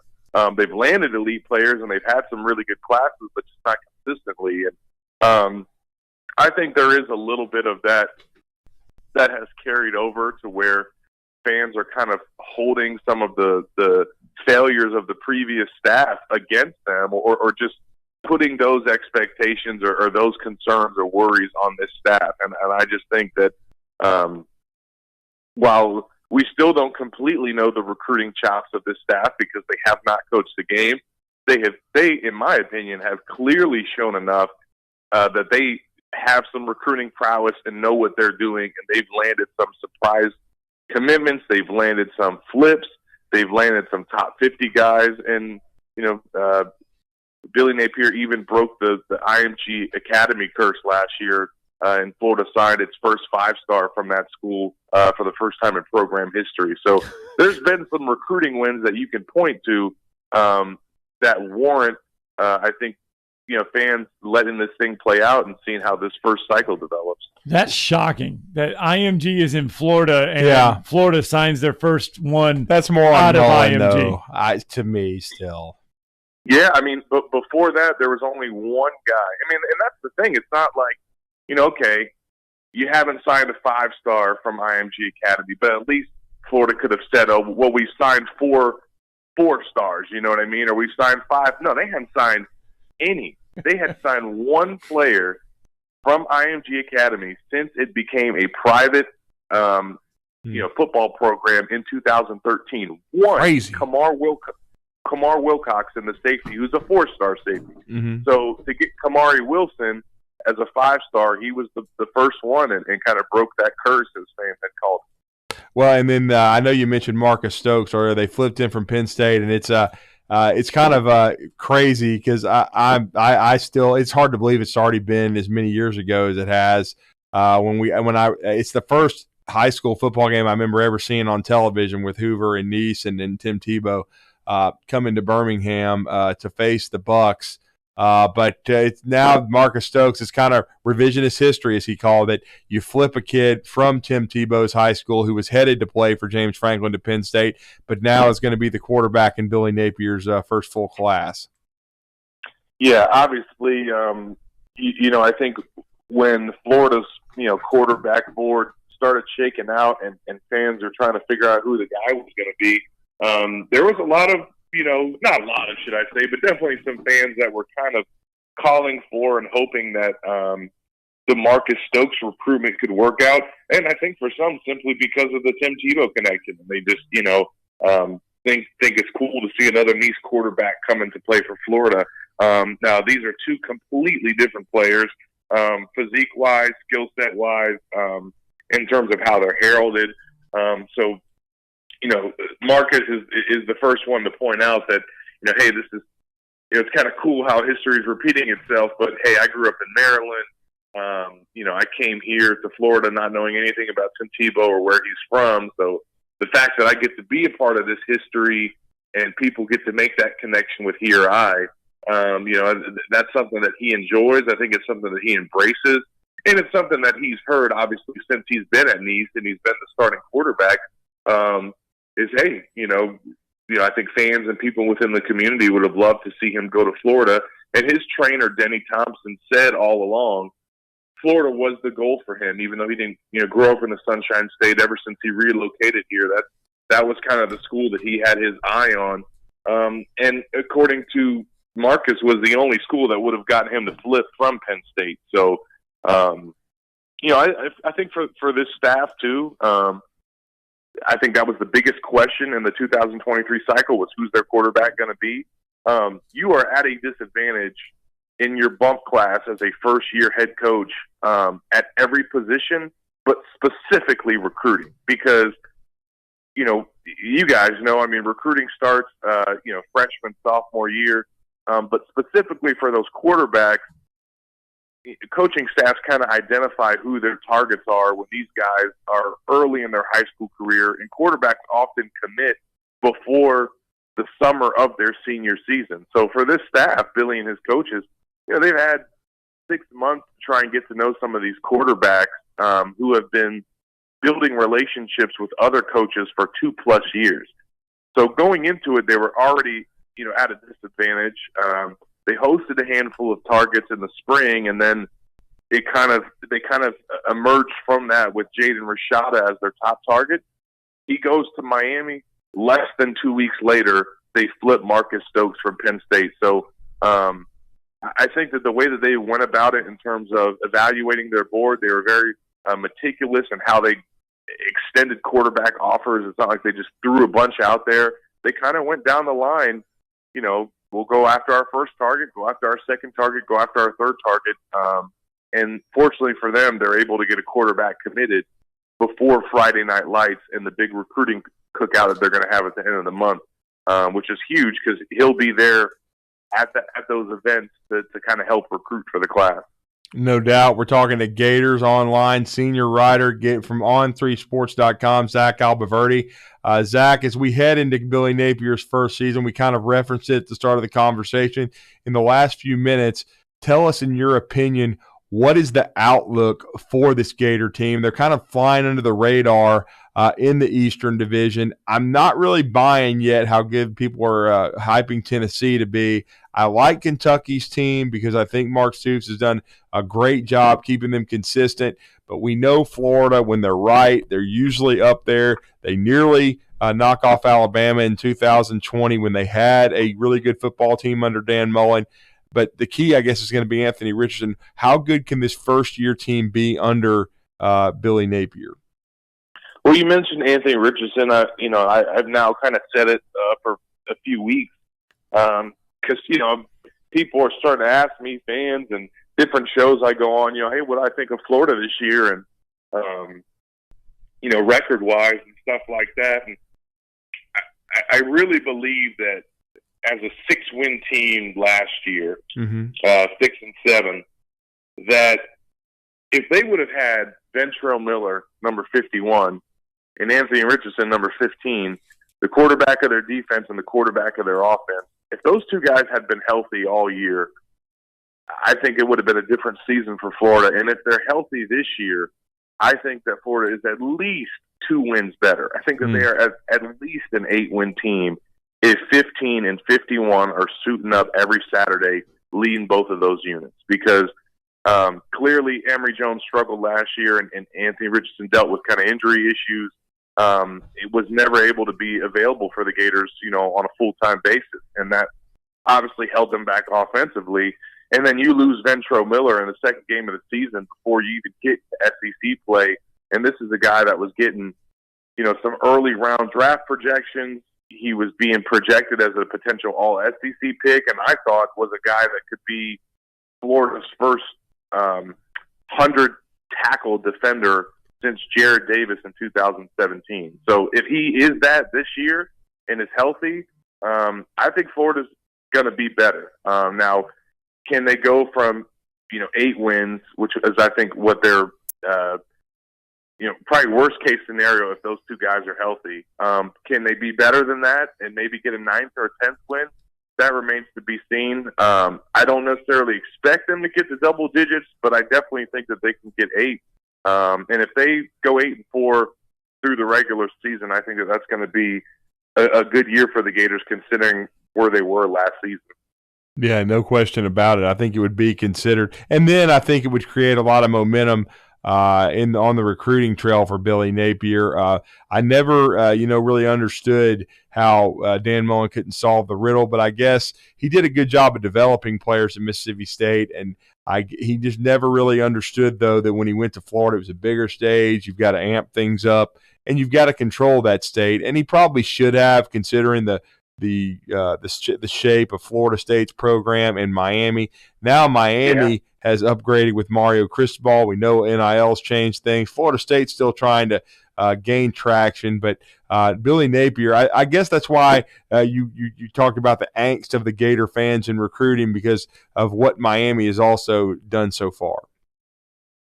Yeah, I mean, it's there's no doubt there that I think that when you look at what's happened recently and with NIL, that's changed the game. I think fortunately for Florida, they are one of the schools that is kind of a power in the NIL space. I mean, they are definitely, I think, in the top 5 in terms of programs that have some of the most aggressive and ambitious collectives. I know that at On3, in our NIL department, we had ranked Florida in the top 5, I think number 4. So, that's kind of where it is now. And it's a puzzle that the Gators are still kind of figuring out. I think that is honestly had to do with some of the reason that Florida has lost a lot of head-to-head battles with Miami recently. Just calling it like it is. I mean, I think that NIL has been a factor. And that's not necessarily to say that, Florida didn't have NIL opportunities on the table. I think Miami is being a little bit more, out there with it, and some of the things that they promised or set up for these players is a little bit more than other programs are willing to do. So some of that stuff will sort itself out, but at the end of the day, regardless of what those two programs, Florida State as well, have going on, you got to take care of your own backyard, and you got to make sure that you get some of the top targets in this state to come to Gainesville. And Billy Napier knows that as well as anyone. I think that once they get to the fall, if they can have a 8-win type season, and especially Anthony Richardson can become the quarterback that a lot of NFL draft analysts are projecting him to be, I think that's only going to help what Napier is able to sell on the recruiting trail and trying to get guys to stay home. Well, great stuff from Zach Albaverdi. We appreciate you for rejoining us. It's been a little while, but we congratulate your success continuing to move up and moving into on3.com. And, of course, your position as an adjunct professor at Florida. But thank you for the time, sir, and let everybody know how to connect with you and Nick and all the guys, what you guys are doing over there at On3. Yeah, appreciate it, Drew. And, yeah, you guys can follow me, Zach Albaverdi, ABOLVERDI. You guys can go to GatorsOnline.com to just catch up on anything that you want to read up on in terms of Gator-related news. We do a podcast as well, the Gators Online podcast, every Thursday, live from Spurrier's Gridiron Grill. If there's any Florida fans in the area, you guys can go watch those episodes on YouTube. We do it live from Spurrier's. So definitely encourage you guys to check it out as you get ready for football season. Thank you, man. We appreciate it. All right, take care, fellas. All right, let's get that final break in. Your tomorrow's headlines to wrap up the show next.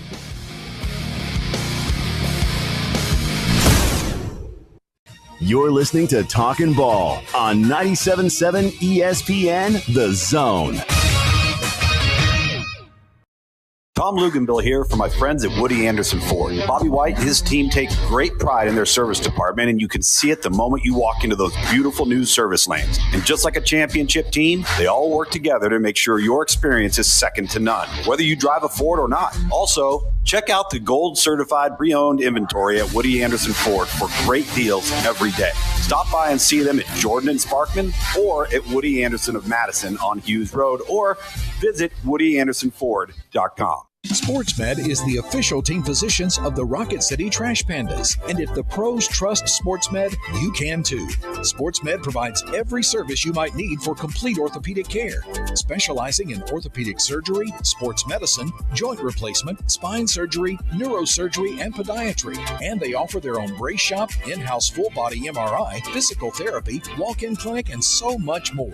4 locations and on the web at sportsmedalabama.com. If you're drowning in IRS debt and can't afford to pay, then you need to take advantage of special IRS tax programs that are available and free yourself from IRS collection efforts once and for all. Due to the financial hardship consumers are facing throughout the country, the Internal Revenue Service has made it easier to settle delinquent tax problems. An open phone line has been established by Community Tax for consumers to call and see if they qualify. Take down this number or store it in your cell phone, but call the Community Tax Helpline at 800-469-4689. If you owe back taxes to the IRS and cannot afford to pay them back, or even if you have years of unfiled tax returns, there's no need to fear anymore. But you have to call the Community Tax Helpline today at 800-469-4689 for the help that you need. Don't take on the IRS alone. They can attack your wages, savings, pension, home, and even your Social Security check. Call 800-469-4689 for your free consultation and to see if you qualify. That's 800-469-4689. This is Wes Neighbors with Philip with Eagle Insulation, and we have an announcement to make.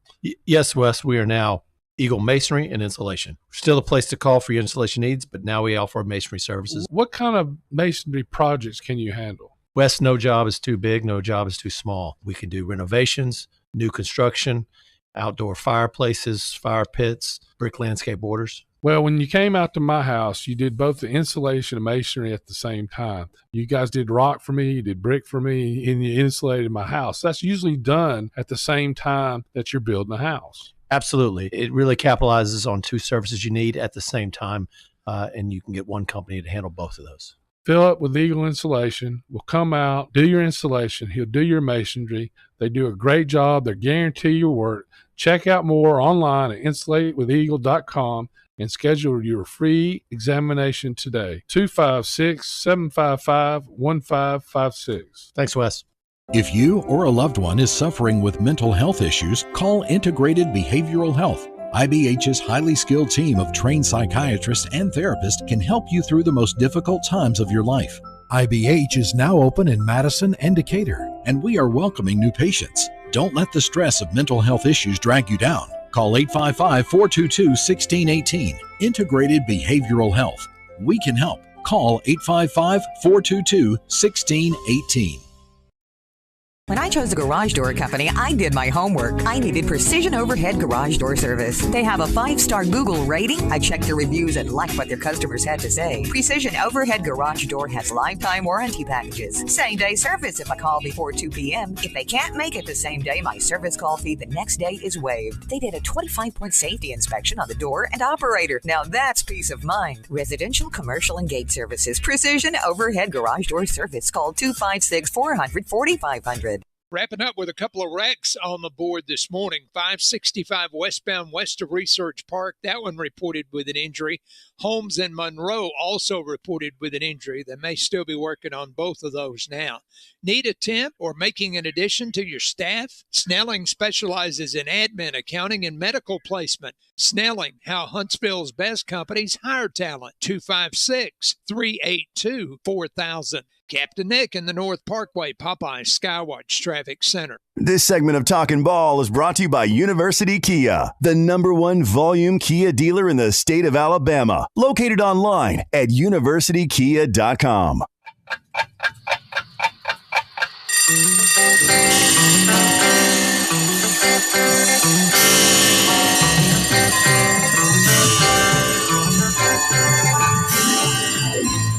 It's time for tomorrow's headlines today with Scott Tyson and Drew DeArmond on 97.7 ESPN The Zone.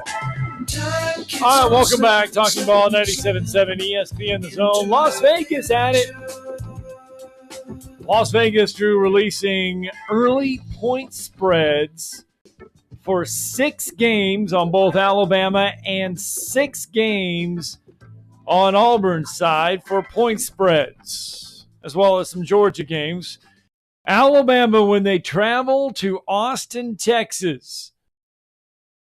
Las Vegas putting Alabama as an early 15-point favorite over the Longhorns. At Arkansas, Alabama, a 17-point favorite over the Hogs. And one that'll excite you. Dirt Neck. When they travel to Tuscaloosa, Vegas has Alabama right now a 16-point favorite over Texas A&M, a 13.5-point favorite over Tennessee on the road, a 16-point favorite on the road over LSU, and for the Iron Bowl right now, they have Alabama a 24-point favorite at home in the Iron Bowl. We know all those can change due to injury and then performance. We will see. But we expect Alabama to have a really good football team. Personally, I hope it's Alabama 65, Texas A&M nothing. I've said that repeatedly. We'll see. I do think that they should be a double-digit favorite over Texas until we see enough of the Longhorns to see how good they are. Now, that's a dangerous game because of Sark's familiarity with Nick Saban and it being a road game. And an 11 o'clock kickoff, it reminds me a little bit of 2 years ago in 20 when Ole Miss and Alabama had the 63 to 49 or whatever it was, 63 to 48 shootout. Where it was a back-and-forth game the whole way, and Alabama had trouble stopping Ole Miss because certainly I think Texas is going to have some talent offensively. It's just going to depend on how good Quinn Ewers is because I think Quinn Ewers is definitely going to be the quarterback, for the Texas Longhorns. So we'll see. But I think that's going to be an interesting game. As you said, an 11 a.m. kick. It was a night game at Ole Miss, but this is going to be an early one for Alabama. Alabama should, win easily against Utah State. So we'll see. It's going to be an interesting kind of litmus test for Sark and what the pieces he's putting together in Texas's second season. I still like Alabama by double digits. I haven't made a prediction yet. I want to see what Alabama looks like offensively with these new pieces a little bit and what Texas looks like in their opening game. But again, I have questions about Texas's defense. They couldn't stop anybody last year. Are they going to be much better? We don't know. So that's going to be interesting. And again, with Auburn, I still stick by what I said yesterday. I know there's some people that are not optimistic about Harsin's second year, but I would just say to pump the brakes a little bit. I think they're going to be a little better than people think. Well, as for Auburn, Las Vegas, these are some of the early games for Auburn. Well, those are last year, so they don't even have. I thought this was Auburn, but they don't have Auburn. Georgia, though, they do have the Georgia 6 games. For the Georgia-Auburn game, remember, Auburn travels, or Oregon, I should say, Georgia, Oregon. This one's in Atlanta. Yeah. Georgia's 17.5-point favorite. Mm-hmm. Georgia, a 15-point favorite over Florida. 15.5 over Georgia. 15.5 over. Or Tennessee, my bad. Yeah. 16 over Kentucky. Mm-hmm. And 28 over Georgia Tech. Well, if you heard Phil Steele yesterday on the Czars show, and he joins him once or twice a year, it's one of the Czars' favorite conversations. He did predict both Alabama and Georgia to go 12-0. He thinks they're going to go undefeated. He thinks Ohio State will as well in the regular season. And then the college football playoff, with Clemson being included in that, is going to decide the national championship. He picked Alabama to beat Ohio State in the national championship game. So we will see. I do think that those 3 and even 4 schools, because Clemson's schedule besides Notre Dame is pretty is not considered difficult. Right. There will be a lot of double-digit favorites in those games. You heard Will Vandervert of Clemson SI yesterday come on the show, and he said he felt like if Clemson could hold each team under 20 or more, less points, that they would go undefeated in the regular season. So we may see those 4 teams dominate. Nick Saban talked about lack of competitive balance he's afraid of in college football because of all these NIL collectives. And Zach Albaverdi, who just joined us from GatorsOnline.com, part of On3, he didn't come right out and say it, but he was talking about the aggression of Miami and doing things a little bit differently. And that's they're trying to, they're trying to become relevant by doing that. But as Nick Saban said, he wants everybody to have the same opportunity, not for schools just to outbid others. So we'll see. Is that what we should call it? The aggressiveness or the just blatant cheating? I mean, let's just unethical. We're just going to keep calling it cheating. Yeah, basically. Okay.